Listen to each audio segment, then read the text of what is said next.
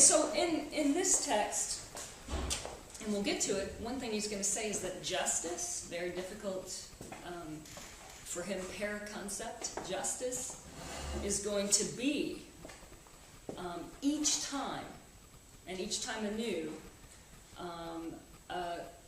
some semi-successful straddling of the two laws of hospitality.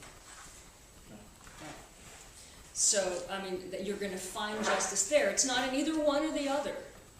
It's when you can find some way to bring the one about in the name of the other, etc. Right. So that's why I was interested in the 2 points that you were articulating here, going back and forth. I think all we can say is yes, yes. Right. We don't want to get. We want to be disciplined and be careful. We don't want to start just, making ad hominem attacks when we don't agree with something. But at the same time, we want to listen carefully and make critiques that are responsible.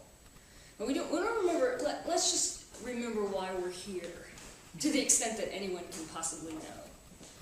But it's to crack open texts. And last night they were texts for us, however they were presented, right? So we want to crack open texts, absolutely. And by the way, in here, we're gonna. You cannot do Derrida in 6 days, right? So we will not have done Derrida in 6 days. We will not have done the text we're trying to open in 6 days. We will have. This is why it's an introductory course. It's an introduction. It's an invitation. It's hopefully an opening. So we're going to try in here to not only open these texts, but much more importantly, to let these texts open us, and to allow them to open doors and perhaps contest our knowledge, our certitudes, our understandings. I mean, otherwise, what's the point, right? If you can't find a way to allow what you encounter to open something for you. I know for one thing, Nicole went home and wrote her little heart out, which is productive, right? Maybe not for half the night, but nonetheless. I mean, I was just pacing, so I'm glad you were doing it. But in any case, the idea that you encounter a text, any text, in this space, I mean, we're very privileged to be able to be here. Come up to a mountain and just think, right? But you don't want to waste the experience by letting your own pet ideas or comfortable ideas or certainties stop you from being opened, and to perhaps open some doors that you're not quite ready to go through yet, but there's a crack there, right? You can allow something to be cracked open for perhaps a future progress, right? So the only tragedy, to borrow from Simon, the only tragedy that might happen in an encounter with a text might be that you prematurely close it, or that you refuse an opening that could happen prematurely, right? So I think it's important to sit with some of this stuff, and to sit with everything that got said in here, right, and allow it to work on you a little, right? There were a lot of different points of view about last night. So we can, if we as we're not all academics. Some of us are artists. Crazy people. Crazy people like this guy, Seriously. I mean, not everyone aspires to work in a university, right? But in any case, we're here at this very weird university in order to think and to learn. And learning involves opening. If you're not going to be open, you're not in learning mode, right? You may be in knowing mode, but that's very different, right? So you have to let the text do something to you. So that will be, you know, that's always the question. No matter what kind of visceral reaction you might have to something, positive or negative, what are you going to let it do to you? What could it possibly do for you or to you? Right? And that's something to contemplate. What happened last night? If you really hated it or you really loved it, what was going on? Right. Okay. Do you think we can move on to... All right. So let's start with the clip that we didn't get to see yesterday to get us back in the mood.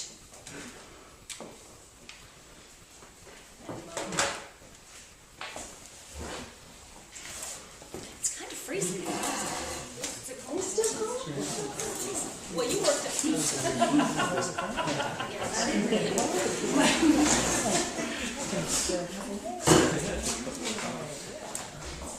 So, this is not great quality, this clip. I yanked it off YouTube and all that.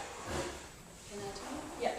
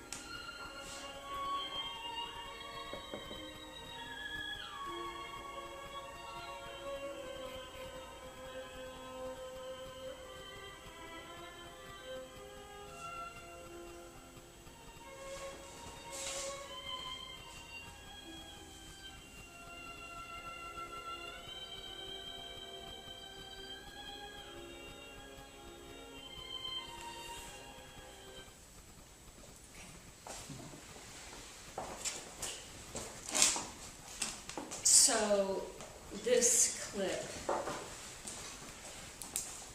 dramatizes the law of hospitality. Limitless, an unconditional, imprudent demand for hospitality, obligation to hospitality, that again defies all of the normal conditions, right? Defies even the physical limitations, the psychic limitations that one would run into, right? It has no, this law, this impossible obligation has no limits, right? So one of the things Derrida asks is, and he'll do, this is something that he does when he works with various paraconcepts, is he asks, what would hospitality mean if it were in and of itself limited? You're going to see it again with the idea of forgiveness. If forgiveness were just forgiven what was forgivable, what possible importance would that have? Or what meaning would it have? If forgiveness didn't involve forgiving the unforgivable, then why would we even care about it? What significance would it have? Here, hospitality, that we have laws and rights of hospitality. They only have meaning beyond, laws of economics, for example. They only have meaning as laws of hospitality in that they appeal to this limitless ideal. That's not simply an ideal, but a felt obligation. Right? And I show this film clip just because it's a very good dramatization of that experience. This law, as he calls it, is only experienced in your incapacity to respond to it when you try and fail, as he did. Right? Okay, so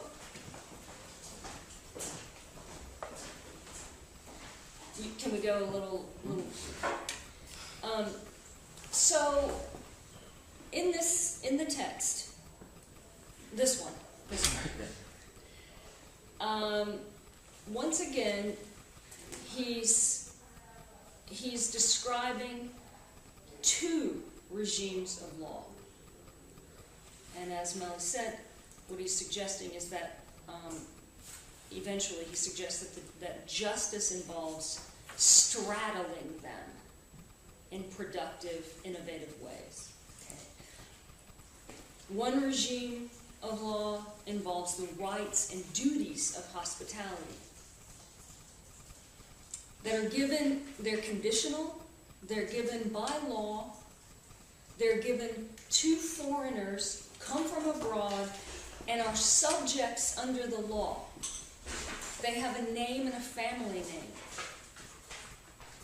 And along with those rights of hospitality come certain obligations. These are reciprocal laws and rights of hospitality. And then, on the other hand, but not in opposition to, there is, or not simply in opposition to, there is the law of hospitality. The law, limitless, unconditional, offered to anyone, any new arrival, not necessarily human, living or dead, he says. Any new arrival, before anticipation, prior to identification. I don't need to know your name. You may not even have one that I'll ever recognize. You need no name, no family name. And it involves no requirement of reciprocity. No obligation on your part, on the new arrival's part, comes from this this hospitality. It's a one-way street. Limitless, unconditional, ethical, right, rather than political. We could work on that, but this is the way he divides it up. Okay. So, last time we talked about the way in which we get to a first conscious yes or no via a prior, an always prior yes. The yes is shorthand for an always prior welcoming. Levinas again, peace first. You've been, I think, reading Hobbes, so you're getting a little probably whiplash going back and forth between the classes. In contradistinction to Hobbes, to Locke, to Kant, to any even contemporary social contract theorist, right? According to Levinas and Derrida, the late Derrida, I mean the later works, well, either way. There first is peace. Peace will be the condition for any sort of war. That is a welcoming first. Welcoming would have to happen before even the most hostile no. As he puts it somewhere, maybe in the Adieu book, whether we like it or not, whether it intends it or not, hostility depends on hospitality. Depends on it.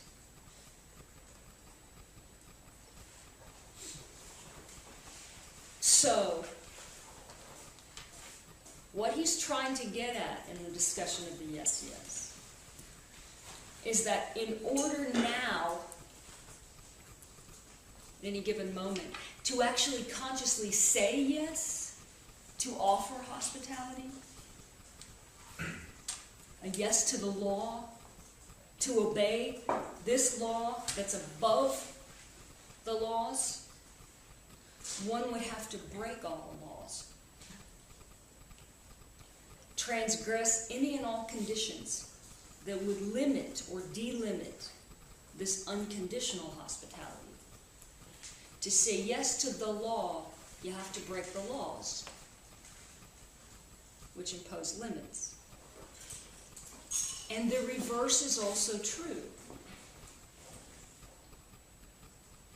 In order to say yes to the laws, to obey the laws, the duties, the rights of hospitality, one would have to transgress the law, to institute conditions and limitations on what must and does remain unconditional and unlimited.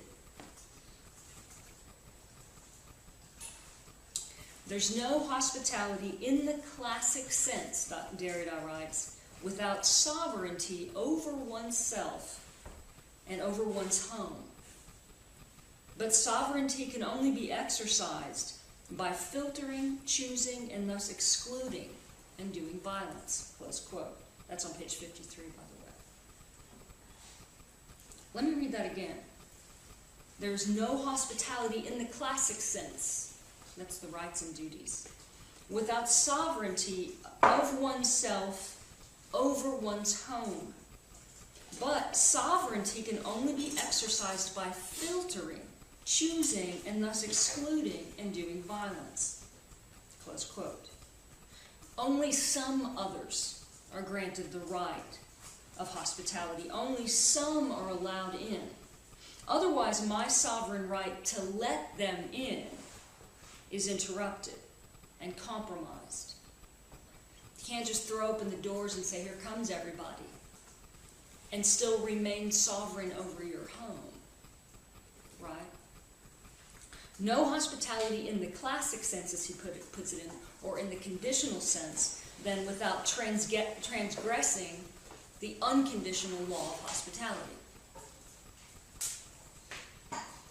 And he continues, injustice, a certain injustice, and even a certain perjury begins right away from the very threshold of the right of hospitality.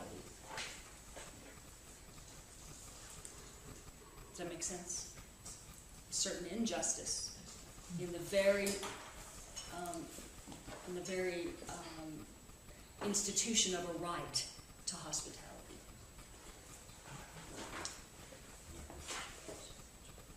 So to keep the law, you have to break the laws. To keep the laws, you have to break the law. Derrida loves these kinds of constructions. But this radical antinomy is not in opposition. That's what's so significant here. Right? You don't get to pick one or the other. Right?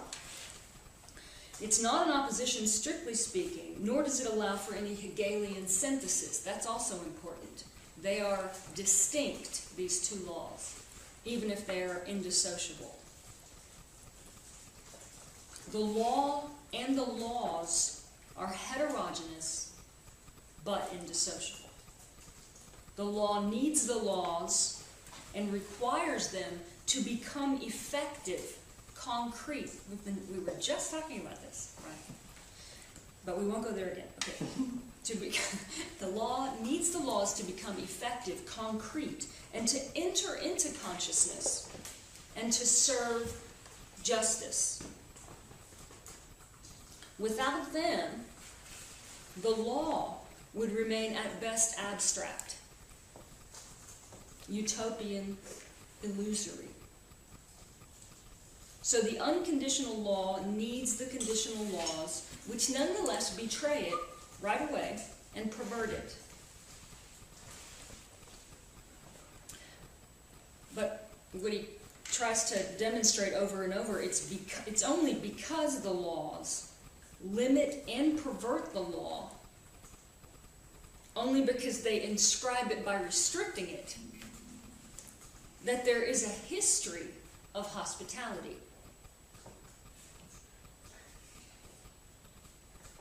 That it's experienceable by consciousness. One experiences it again in the disappointment of its betrayal. And the laws also need the law as a kind of regulative idea or inspiration. The conditional laws of hospitality would have nothing to do with hospitality if they weren't guided, inspired, and required by the unconditional law. They'd be reduced to their utilitarian, their demographico-economic interests. If they are to be called laws or rights or duties of hospitality, they have to take their aim and their inspiration from the law of hospitality, the limitless law. Does that make sense? So the law and the laws simultaneously pervert each other and make each other possible. Hovering between the unconditional and the conditional, justice, Derrida says. Justice names the imperative to actualize the infinite demand in a finite way. Could you repeat this? Hovering between unconditional and conditional responsibility, justice names the imperative to actualize the infinite demand in a finite way, which will bring the former into being even as the latter betrays it. Right? So there can be no standard rule for that. You can't lay down a rule that can guide you. Justice will happen each time. It'll have to take place each time in a singular way. To respond to the call of justice, Derrida says, is to actualize the infinite demand in a finite way, somehow, each time. the rule. But there's no program for it. Right, you can't deploy it in a mathematical way or something. Right. But that would probably be the rule. It's the rule. It's the rule of justice, right? But there's no way to legislate that. There's no each time it will require a different sort of action.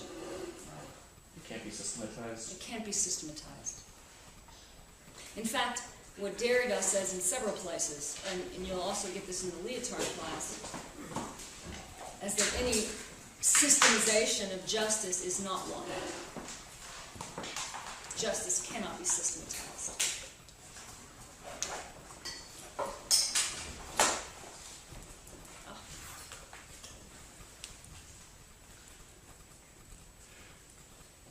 So to successfully straddle.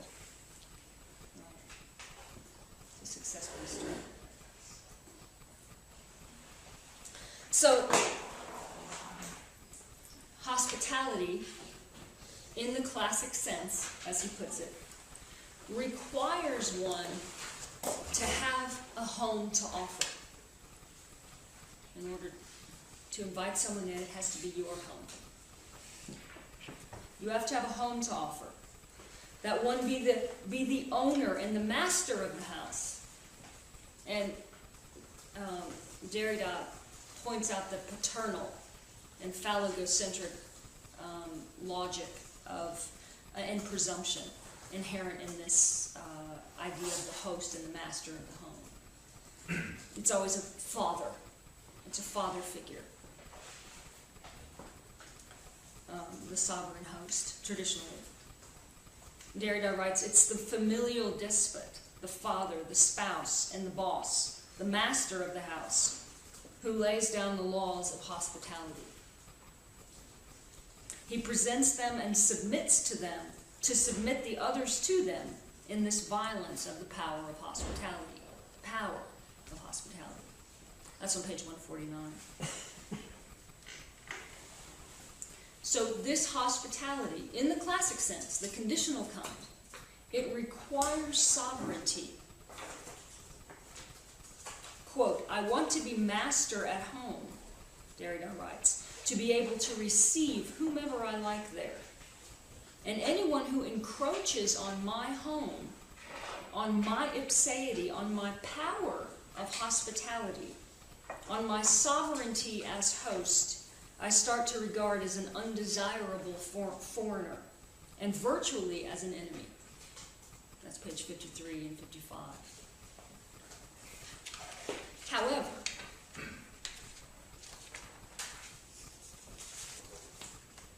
because my home, any home, to be a home, is constituted by its openings onto an outside, its capacity for hospitality, by its capacity for hospitality, it's never inviolable. And my sovereignty as host is never secure.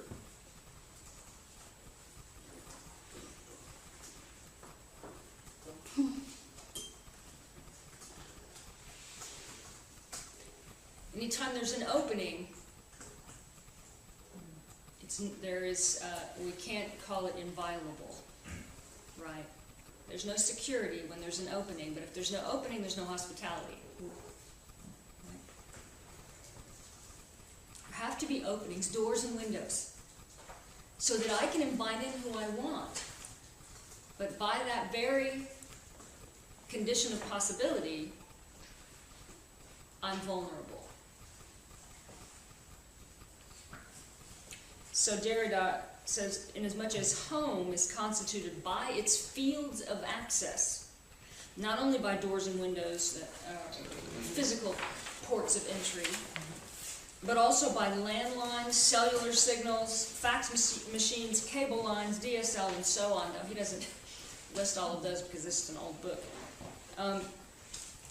And once any guest, a parasite then, and once any uninvited guest, a parasite then, makes its way in, announces itself inside, every element of hospitality gets disrupted.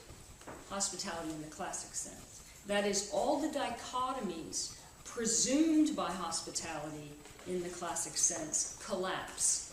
Private, public, interior, exterior, self and other, host and guest. Nicole, what do you like to? I don't want to be too particular to rhetoric, but I do have a question about that.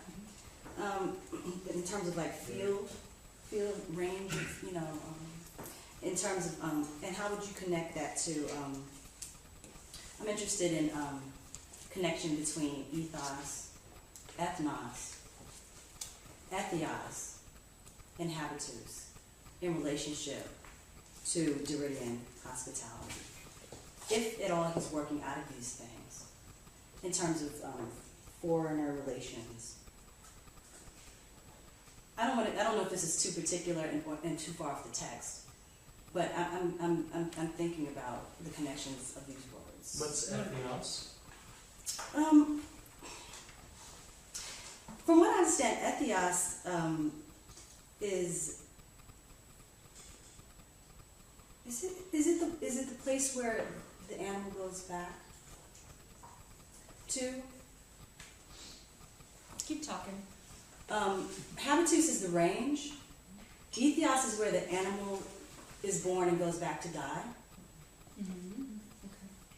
Okay. Ethos is, the standpoint, the person, which rises the problem of ad hominem, right? And then ethnos is the cultural name or community that surrounds this range, from what I understand. What are you? How are you right? defining ethos? Ethos? Ethos? Ethos. That's a good question, because I think what I'm thinking in terms of like the triangle, ethos, pathos, logos. Like in a very fundamental sense, right? The triangulation, and ethos is sort of like.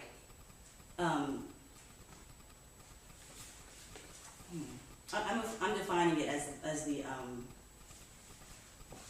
you can to question one's ethos, to protect one's ethos is to protect one's reputation, to protect one's the way they are viewed and perceived. Okay. When you said the person, Okay, so there's a little difference there. But okay, yeah, that's right. Okay, so now talk us through. See, when I hear these terms, I'm trying to figure out how deeply is he thinking of these things, and like what are the origins, and I'm thinking about etymologies of the words. Well, ethos, I think, is it on the cosmopolitan or the hospitality, is the place of dwelling, right, according to Diane. Is that's why it's connected to your reputation. And it's connected to hospitality, because then you have, the place of dwelling obviously is the issue of hospitality and of how to share and divide your resources, be they physical ones or whatever, mental ones. Hospitality is. Ethos is connected to home, to dwelling place, in rhetorical theory, there's this little piece of ethos is generally talked about in terms of ethos, pathos, logos, because then it's just about is a rhetor going to succeed? Right. What are the appeals being made here? But in a more general sense, ethos has a larger meaning that he's going for etymologically, and it has everything to do with one's home, right? And in terms of not just like a dwelling place like here, but also a dwelling in language, a dwelling in what's the word I want? Not personality, but sorry, I'm losing my nouns. What's the word? Not personality, not personification, but Character? That's self? well, character works fine. Yeah, dwelling in, that's not the word I want, but Métier, persona. Close enough. Character. I feel like I'm playing charades. One more box. Okay, so bubble, dwelling in character, which is not any sort of Like your own sphere? essence. Right, that's what I'm trying to So, get to. yeah, right. So that's when he says dwelling place, it can mean anything from your home, more literally, to your home as a character, right, in terms of character and perception. But since I'm not making connections at this particular place in the text among this field of terms that you're bringing together, you're going to have to keep talking. Okay. Can you put us on a page though? Okay. That'll come up. And I do believe I have a tendency to mesh text and casually distinguish. Okay. Where a lot of writing was on page. Page 51 when he's talking about my at home. And how home is used. I'm not going to read it per se, but I'll find, then again, this 53, wherever the home is violated, wherever at any rate a violation is felt as such, you can foresee a privatizing and even familiarist reaction by widening the ethnocentric, so that comes to mind, ethnos. It makes me think of it, so home makes me think of ethos. Ethnocentric makes me think of the etymology, where the root of it, which would be ethnos. Xenophobic, then I start to think about, like sort of the oppositions contained in that. And then I'm thinking plantation to me starts to remind me of habitudes, like sort of a land, sort of like a farm, where animals graze as far as the range, I'm talking. So I mean, I'm having, of course, this is right. These sign systems are meaning a lot of different things all at once. And then I'm looking at that's on page 53, and on page 77.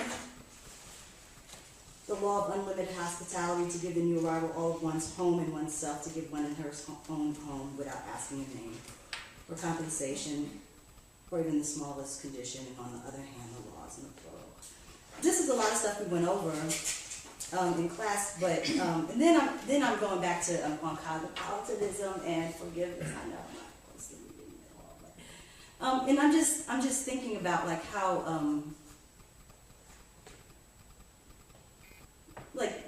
if there is I know there are confusions, like in the sense of the word, like I am putting this with that and I'm putting them together and I'm mashing them together. This is a mashup, right? Mm-hmm. And so I am confusing issues. Yes. That's what we do to write. Yes. And so I'm aware of that, and I know it's not very easy when you're speaking, in the speech act to confuse issues is when you're writing. Does that make sense? Yeah. And so that's why I'm asking you, I'm kind of just asking you this question because it's really, obviously like that crack, the code was cracked, right, in this experience that I've had over like last night in terms of the conversation we had yesterday and how it's carried over into like the experience of last night's lecture into this morning, and the code is cracked because there's an experience that has happened that is just obviously pissed me off, and that's clear, right? And so it's like, that code is, so I know that crack has to be productive. I don't want to just leave it there and be like, oh, well, that's because it was wrong, and I just deserve, that person deserves to have my, ire or whatever, because that's not true at all. Or those people, or whoever, like when it starts to, like expand beyond that. And so I'm just, I don't know, it's just, Okay, so I'm not sure what the question was, but let me say that what you're onto is you're tailing something. Mm-hmm. You're on the tail of, and so if you're asking, does that sound like a productive thing to track? I think yes, particularly for what you're working on. Yeah. But particularly for what you're working on, But it's not necessarily something that I can make much of right here, except to say that you're right, all of those terms are connected, and yes, they do all seem to come together. Now, what you're going to make of that is the question back to you, right? What you're going to make of it. I do want to remind us that we're still in the overview here. We're going to go back into this text, right? We're going to go back into this text, and I'm just trying to give a sketch of what's happening so that we can go back in and hit the particulars. So if it looks like I'm just sliding past stuff you want to talk about, don't worry. We'll come back, and if I don't bring it up myself, please do bring it up. But let's get just first a sense. But you've taken me right where I was going in terms of the fact that, as we said, when a parasite gets in, when an uninvited guest shows up, every element of hospitality, he says, is disrupted. All of those binaries that have to be intact for hospitality to take place. There has to be the difference between a host and a guest, right? There has to be a difference between public and private. There has to be a difference between interior and exterior. And what happens when the uninvited guest comes in is that all of those dichotomies that hospitality in the classic sense depends on collapse. And what Derrida says is that this is why, ironically, one can become, as you already pointed to, virtually xenophobic in order to protect one's hospitality. Right? The own home, this is a quote, that makes possible one's own hospitality. You have to slam the doors of hospitality in order to protect your own hospitality.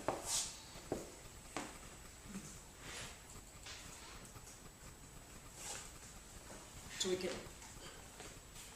note, just for example, and this is just one example, that there's at the very least a supplement of xenophobia driving any vigilante border watcher, right? And their supporters, the Minutemen Project, Lou Dobbs, and the like, who offer up what we might consider a hyper-prudent response to the ongoing threat. Right? The parasite is a parasite. When the parasite gets in, the father goes down. Right? So the parasite is a parricide, or a patricide, more specifically. It announces from within the death of the father as master of the house, as the sovereign host. And so the end of hospitality in the classic sense.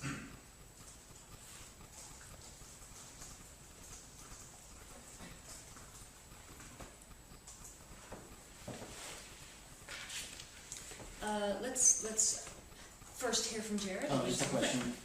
So when it's in the classic sense, that's just specifically referring to the paternal model and also the laws, or is it in the classic sense? The whole thing with the paternal model. What he means by in the classic sense, we could actually debate that. But generally speaking, what he means is to distinguish the classic sense from the law. Yeah. So the classic sense is the laws and rights and duties of hospitality. The idea that you have to have a home to offer, so you have to be a sovereign host, and so this is the classic sense involves all the conditions. Right? There must be conditions.